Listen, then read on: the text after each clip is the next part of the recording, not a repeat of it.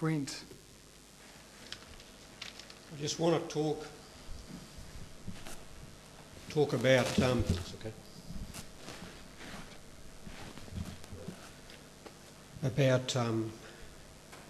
when Pete and I first met.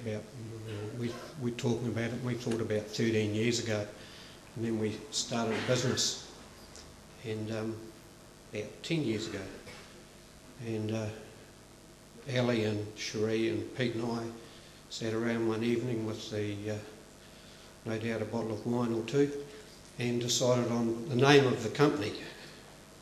We had a few different ideas, and then all of a sudden Ali said, Tarrabee. We looked at her and we said, what do you mean Tarrabee? Where does that word come from? She goes, well, when I was a wee girl, I was doing Brer Rabbit and the Tar Babies, and I didn't understand quite, but I called Tar Baby Tarrabee. And she did this for a while apparently, and then she was corrected maybe by a dad, or maybe by a mum, maybe by a teacher. And then she was very embarrassed, and so she then found out that it was Brer Rabbit and the Tar Babies, or whatever, however it goes. And so anyway, she just out of the blue came up with Tarrabee and told us the story. So Pete and I thought, Cherie, yeah, why not? Tarrabee. So that's how our business began, and it was about 10 years ago. Then I'll just fast forward through to when Amber went to school, and Ali thought she wanted to come and do a bit of work on site. And I'll tell you what, she was fantastic. Pete and I used to have half-hour smokos, or we had to cut those down to 15 or maybe even 10, because she wasn't hanging around, she was moving. And but it was good. She was fantastic on site. She could drive a roller, drive a digger. Oh no, sorry, that was Pete's job to drive the digger. She would have been able to drive a digger if Pete had let her on, but she drove the loader and she drove the truck. And she could go to Fulton Hogan and Entrills Road and pick up a load of stone and bring it back to site, and we had a lot of stone having to come into our site. And Ali could do 20 loads a day, and none of us could do that. And she was only working between 9:15 and 3:15. That's what 10 minute smokos do for you. Anyway, then one day she was coming out of Fulton Hogan with a load of stone, and she saw one of the girls from school, one of the mums, we'll call her Sarah. And anyway, she wound in the window and gave her a big wolf whistle. Sarah went, some truck driver's whistling at me, you know. Anyway, at school that evening, or that afternoon, when they were picking up, this is only what I've heard, it may not be exactly right. Sarah said to the girls at school, you know, some truck driver whistled at me. And Ali goes, oh, that was me. So, you know, that's the sort of impishness of her. You know, she's just a hard case. And a couple of times when she turned up on site, Sean and I and Pete were doing some things that Osh would not be pleased with. And unfortunately they didn't catch us. And she'd just pull up on the truck and just go, and we'd go, okay, Ali. So, you know, it was just fantastic to have her walking on site. I'd just like to finish with one day we came out of the smoko room, and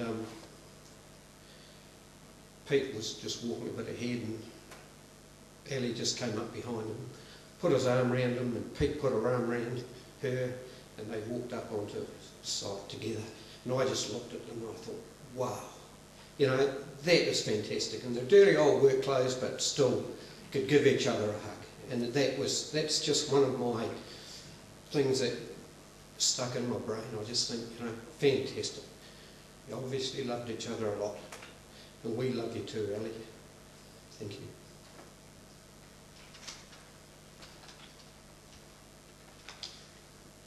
Good afternoon. My name's Tim Fahey. I had the privilege of working with Tarabri for a couple of years as project manager on a variety of sites.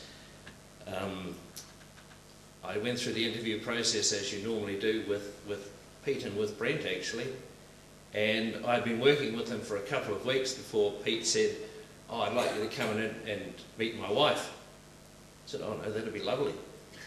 I walked into the room, she took one look at me and went, "Oh, not you." And it transpired that we'd known each other for 5 or 6 years as parents from Beckenham School, with dropping kids off at the gate, with Ellie doing sausage sizzles and being involved in that way. I think at that moment Pete wasn't sure whether he'd taken on the right person with Ellie's reaction, but she had to let on that she really quite liked me, and we got on famously after that. Often I'd go to the house for meetings or to catch up with Pete on things, and if you've ever been to the house in Elmer Street, you know it has a big glass panel. She'd come to the glass panel, lean around to the side of the door, and often during the warmer months I wore black rugby shorts and a t-shirt, and she'd look around and go, "No, you're not coming in, go and change your shorts." That was Ellie's sense of humour.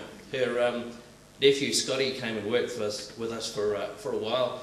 We were pouring concrete one day and we needed all hands on deck as you do when you're pouring concrete.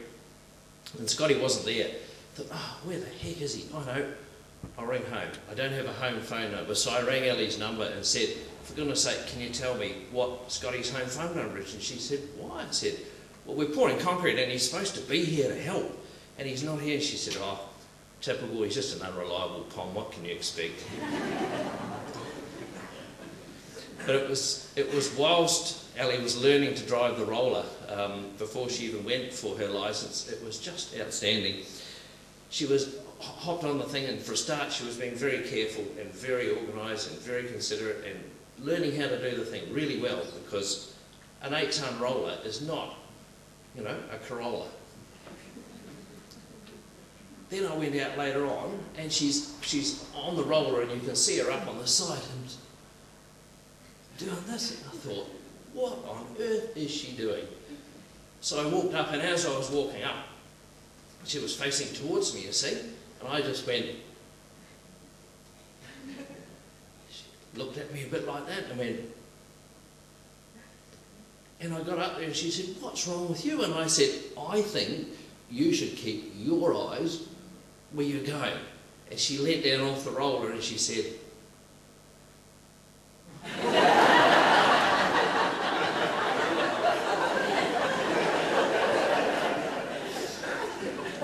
so I did. She had a wonderful affinity for driving that roller, and she really enjoyed it. She did. Ellie, be assured, you've just made us all the richer for having known you.